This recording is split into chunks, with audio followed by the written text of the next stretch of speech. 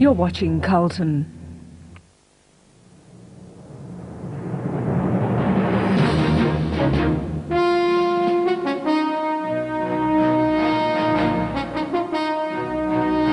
From ITN, News at 10 with Trevor McDonald.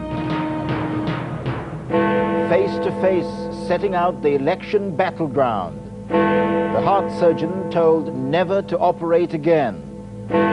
Why the police want to question Paul Gascoigne, and a comeback for the men who want to sell Elvis. Good evening. The political parties began staking out the issues today on which they intend to fight the election. The morning news conferences were dominated by the economy and Labour's plan to tackle youth unemployment with a windfall tax on the privatised utilities.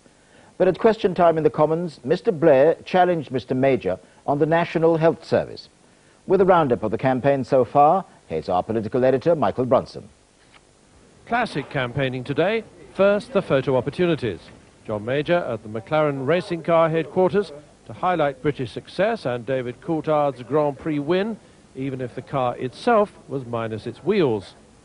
And John Prescott live from one of Labour's target seats, complete with Cornish pasty, which, if nothing else, livened up this morning's appointment with Labour, where Gordon Brown gave some more details of their windfall profits tax to relieve youth and long-term unemployment. It would raise £3 billion, he said, but he wouldn't say which firms would pay it. I don't think you would expect a Shadow Chancellor to go through company by company. That is not the legislation. The legislation will be non-discriminatory. It is utilities that are regulated and licensed by statute, and I think those utilities know themselves that that is the position. The spin doctors suggested later that BT, for example, would pay, but that legal constraints stopped them actually saying so. However, as I discovered for myself, very little constrains the Chancellor of the Exchequer, and he tore into Mr. Brown.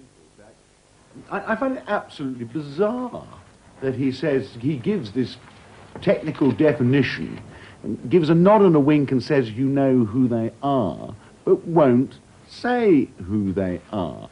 How can you trust a shadow Prime Minister, a shadow Chancellor, who will not answer a straight question? The Scottish Nationalists and Plaid Cymru joined forces to denounce what they called the new Tory and Labour consensus, which Scotland and Wales would reject. Tonight, the SNP has denounced the decision of the Scottish Sun newspaper, which had supported them, to join its sister paper in London and back Tony Blair. Two Scottish Liberal Democrats, co-authors of this pamphlet, stirred things up with their suggestion that there should perhaps be a new national flag. The Liberal Democrat leadership disowned the idea after howls of protest from the Tories and Labour. Paddy Ashdown moved on to predict that in about 150 seats, they'd unseat the Tories because of distinctive Liberal Democrat policies. Every seat that we have won since I was elected in 1983, we won through winning that trust at local level, through gaining control of the council, and through showing that what we could do with practical, common sense, down-to-earth, good value for money government was the way that we persuaded people to vote for us at Westminster as well.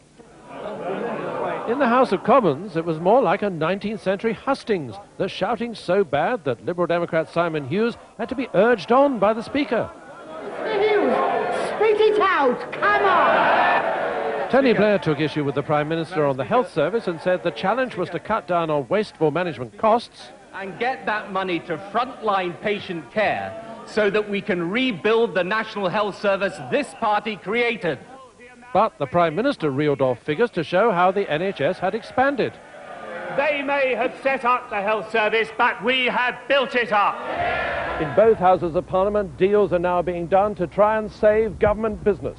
Tonight, in a major concession, the Home Secretary has dropped his opposition to Lord's amendments to his crime bill. That means it'll now go through the House of Commons on the nod, with judges, after all, being given great flexibility in how they handle mandatory sentences. The concession in the education bill is even greater. All the sections of it which deal with increasing the numbers of grant-maintained schools and selection in state schools are to be dropped. Tory sources say